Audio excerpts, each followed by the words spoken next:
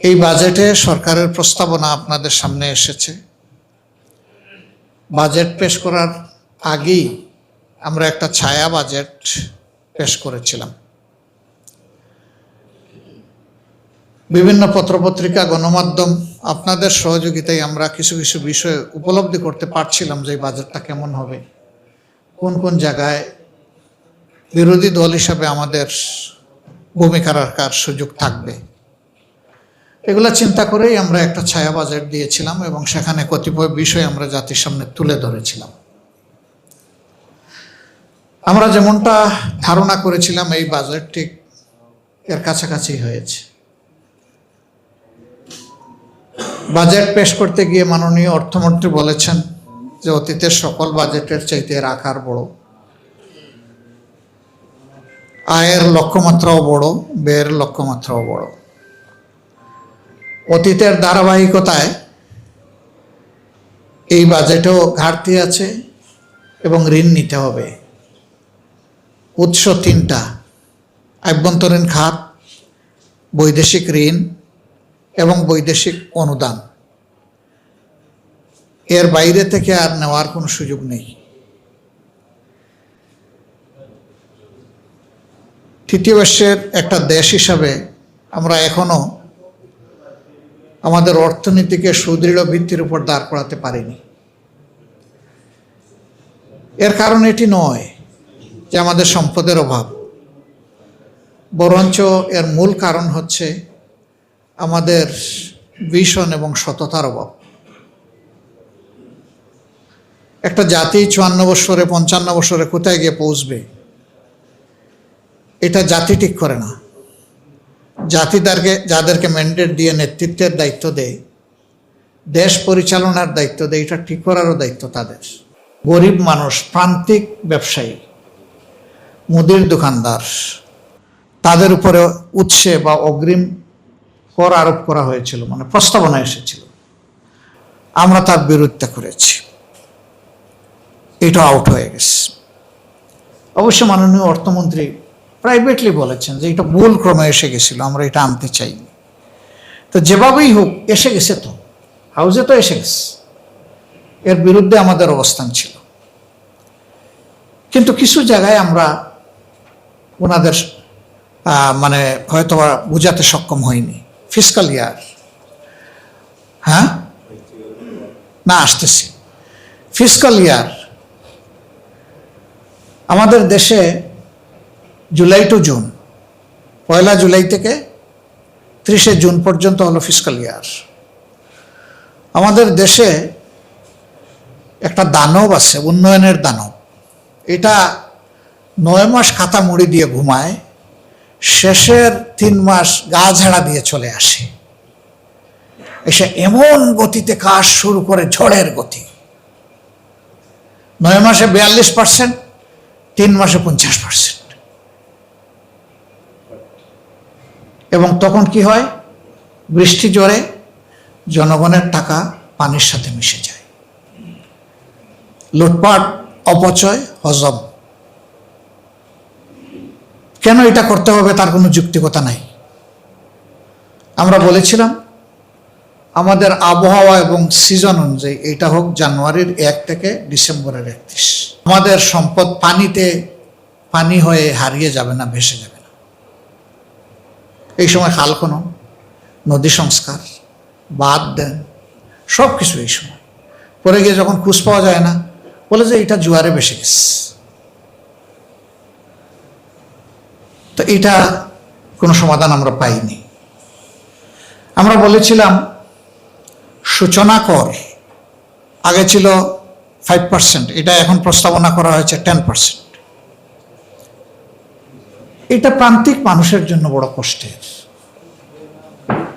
এই জায়গাটা আমরা বলেছিলাম না, 10% থাক, 5% না করেন। এটা তারা অ্যাকসেপ্ট করেন নাই। আপনারা দেখেছেন বিদেশ থেকে সাইকেলের ক্ষুদ্র যন্ত্রাংশের উপরে একটা ভালো ট্যাক্স আরোপের প্রস্তাব এসেছে।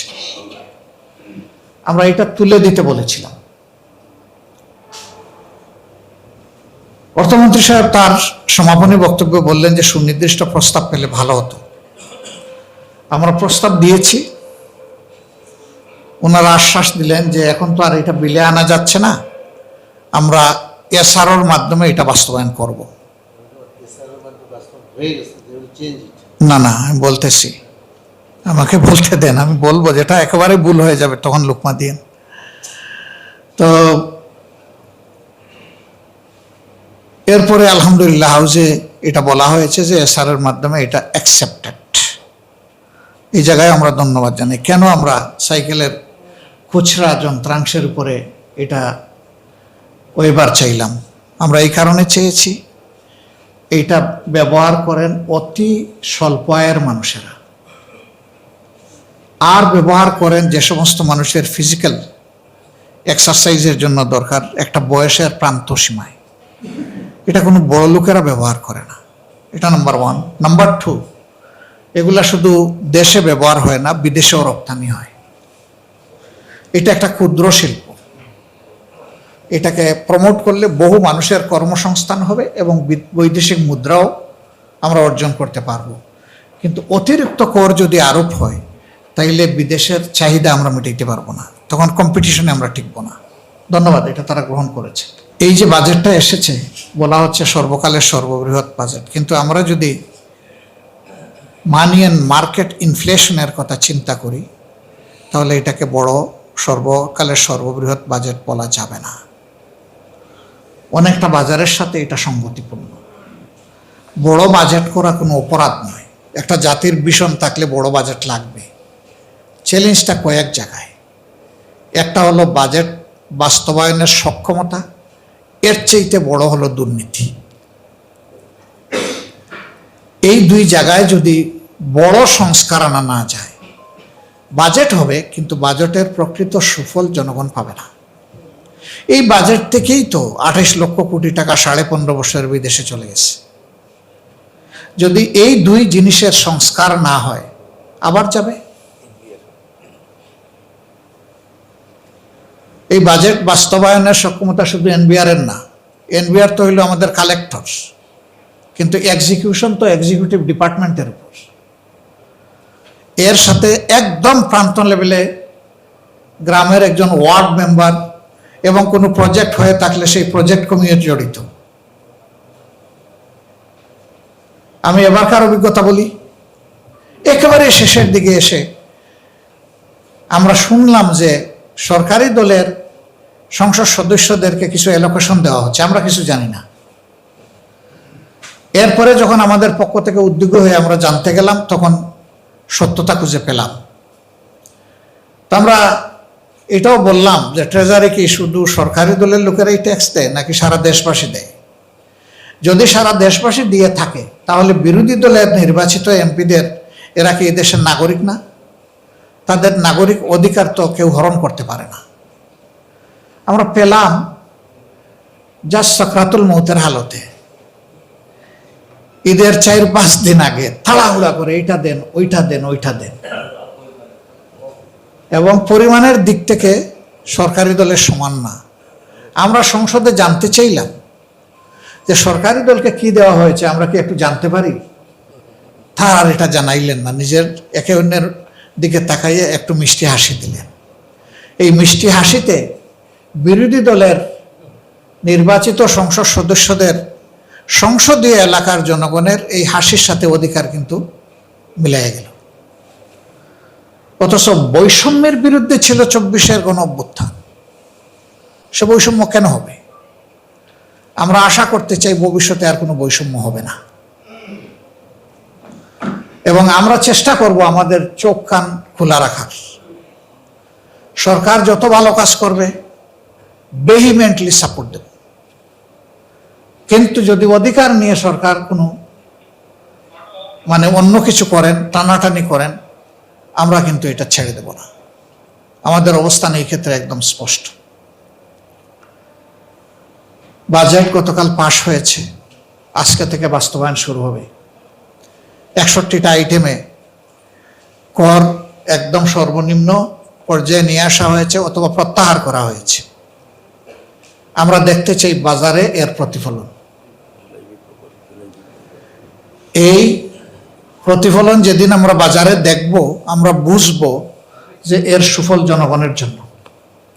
কিন্তু যদি এর প্রতিফলন বাজারে দেখা না যায়, উল্টোটা হয়, তাইলে বুঝতে হবে যে এটা জনগণের জন্য নয়, এটা সিন্ডিকেটের জন্য। এই বাজেট বক্তৃতায় আমরা অনেকগুলো বিষয় তুলে এনেছি। যে জুলাইয়ের কারণে আজকের এই সংসদ এবং সরকার, বিরোধী দল সবকিছু, সেই জুলাই সংক্রান্ত দুটি প্রতিষ্ঠান আছে, একটি জুলাই জাদুঘর আর একটা জুলাই ফাউন্ডেশন। এই দুইটার ব্যাপারে কিচ্ছু নাই। কি হলো, জুলাইকে হারিয়ে যাবে? জুলাই না থাকলে আমরা কোথায়? এই সংসদ কোথায়? এই সরকার কোথায়? আমরা এই দাবি ইনশাল্লাহ জোরালোভাবে উত্থাপন করব সংসদে। প্রবাসীদের ভোগান্তি নিয়ে আমরা কথা বলেছি, আপনারা দেখেছেন।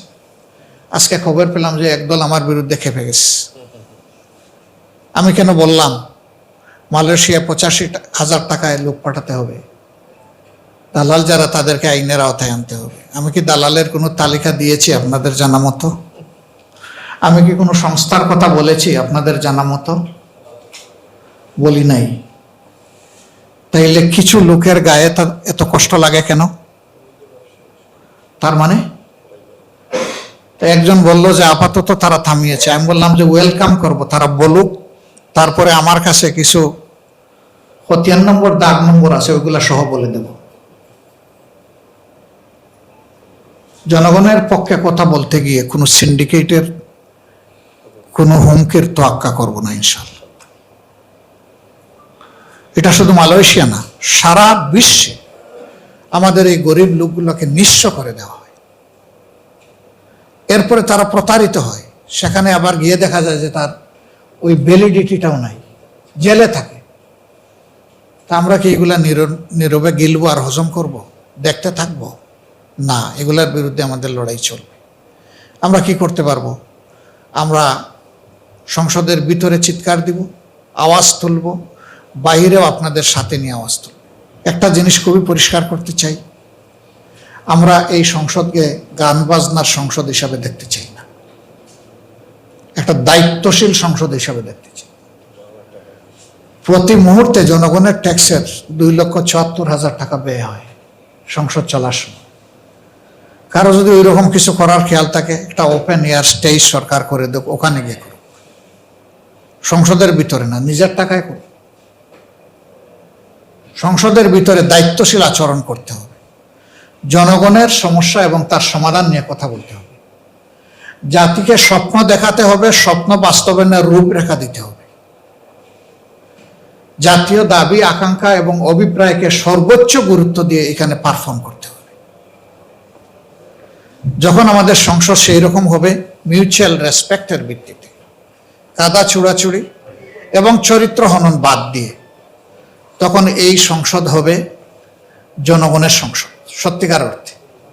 আমরা ওটাই চাচ্ছি। অনেকে আমাদেরকে বলেন যে ভাই আপনারা গরম করেন না কেন? আমি বললেন যে এখন আমরা 54 বছরের তাপটা একটু কমাতে যাচ্ছি। ওই তাপে তো বাংলাদেশ পুরো ছাই হয়ে গেছে, জনগণের ভাগ্য উদাও হয়ে গেছে, জনগণের ভোটের অধিকার গুম হয়ে গেছে। এখন এই সব অধিকার ফিরিয়ে আনার জন্য ঠান্ডা মাথায় এখন কাজ করার সময়। আমরা দায়িত্বহীন কোনো আচরণ করতে চাই না, আমরা দায়িত্বশীল আচরণ করতে চাই। যারা এই কথাগুলো বলেন, কেউ হয়তো দরদের জায়গা থেকে বলেন, আর কেউ বোধহয় আমাদের স্কিন একটু টেস্ট করে দেখতে চান। কিছু কিছু টিকা ইনজেকশন আছে, দেওয়ার আগে স্কিন টেস্ট করতে হয়। ওনারা সম্ভবত আমাদেরকে ইনজেকশন পুশ করতে চান। কেউ যদি সৎ পরামর্শ দেন, শতবার কবুল করব এবং কৃতজ্ঞ থাকব। কিন্তু কেউ যদি উস্কানি দেন, আমরা কারো উস্কানিতে নাই। এই দেশ আমাদের সবার।